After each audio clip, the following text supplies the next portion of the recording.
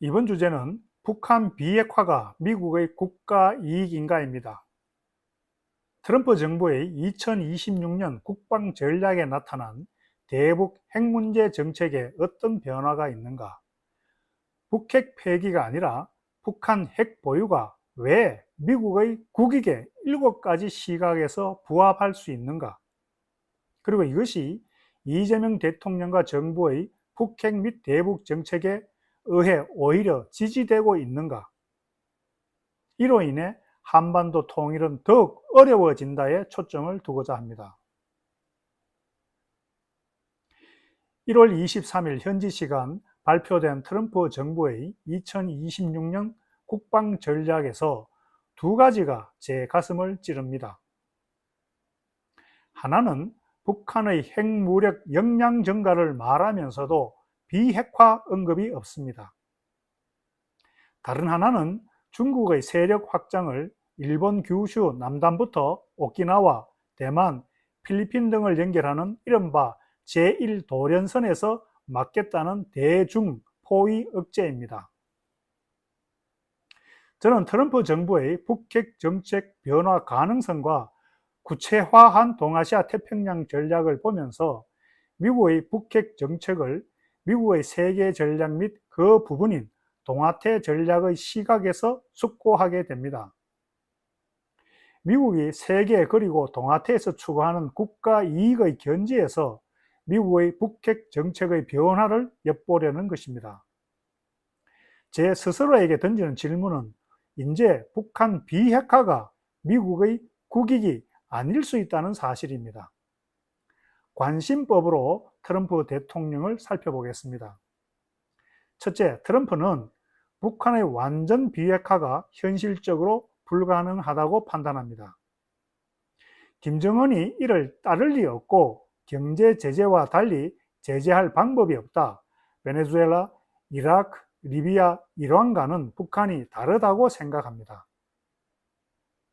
둘째, 트럼프는 북한 핵 개발의 속도를 멈추고 미국을 타격할 수 있는 북핵 능력을 제거하고 핵무기와 기술의 확산을 막는 것이 중요하다고 생각합니다. 이미 많이 늦어서 빠르면 빠를수록 좋다고 여깁니다. 셋째, 트럼프는 대북 제재 해제, 대북 투자 및 관계 개선을 대가로 북한과 핵 문제를 협상하고자 합니다. 굳이 군축 협상이라 이름지어 북한을 핵무기 보유국으로 공식 인정하는 형식은 피하고 가능한 한 지금과 같이 북한을 핵 보유국으로 부르면서 협상을 해 논란을 피하고자 합니다. 넷째, 트럼프는 핵무기를 보유한 북한의 존재로 말미암아 한국과 일본은 미국의 핵 우산 아래 놓일 수밖에 없고 두 국가는 항구적으로 미국의 안보 종속국이 될 것으로 판단합니다. 한국과 일본이 자체 핵무장을 원할 수 있으나 트럼프는 핵 억지력 제공 그리고 비확산조약 NPT 체제 및 다른 핵무기 보유국들을 활용해 그것을 허용하지 않을 것입니다. 다섯째, 트럼프는 안보를 미국에 의지해야만 하는 한국과 일본은 미국의 세계 전략, 최소한 동아태 전략에 가담할 수밖에 없고 미국의 요구에 응할 수밖에 없다고 생각합니다. 한국과 일본의 미국산 무기 구입은 물론이고 미군 주둔비와 훈련비 분담 정액, 국방비 정액, 미국의 정치적 영향력 지속 등은 자연적인 동반 현상으로 간주합니다. 여섯째, 트럼프는 북한이 핵 개발을 제한하고 미국과 관계를 개선한다고 해도 북한은 여전히 불안 요소로 활약할 것이고 미국은 동북아 및 동아시아에서의 경찰 역할을 지속할 수 있다고 생각합니다. 김정은이 군사적 요구로 주민 통제 및 자신의 권력 안전 강화를 위한 정치적 요구로 북핵 관련 협상의 합의를 어기거나 무기 실험 등 긴장 악화를 일으킬 수 있고 트럼프는 결국 핵무기를 가진 북한이란 악당의 존속은 미국의 선한 경찰력을 계속 합리화해 줄 것이라 기대합니다. 일곱째, 트럼프는 핵 보유국 북한이 중국을 견제하는 역할을 할 수 있다고 기대합니다.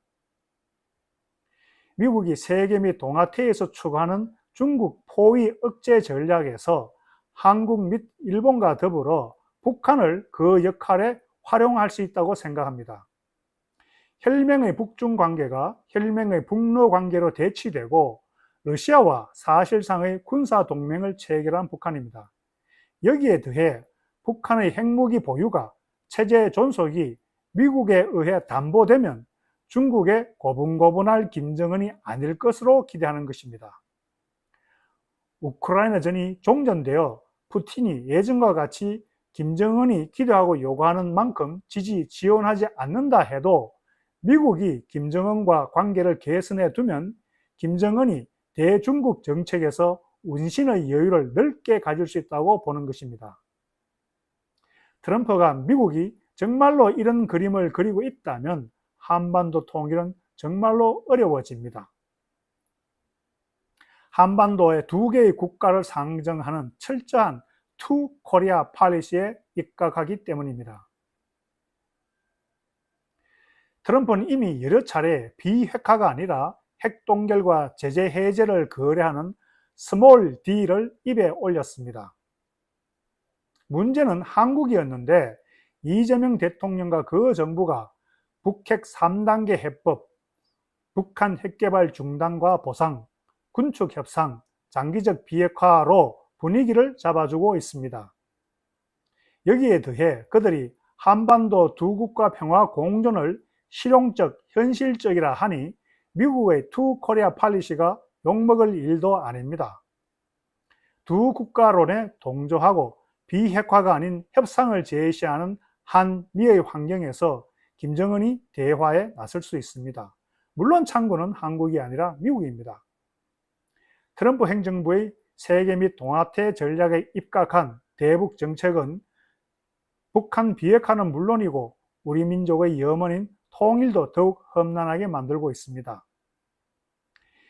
2026년 국방전략의 부재가 미국의 새로운 황금기를 위한 힘에 의한 평화의 회복입니다. 북한 군축을 하고 한반도 분단 고착화가 미국에는 평화의 회복일 수 있으나 우리에게는 과연 그런가요?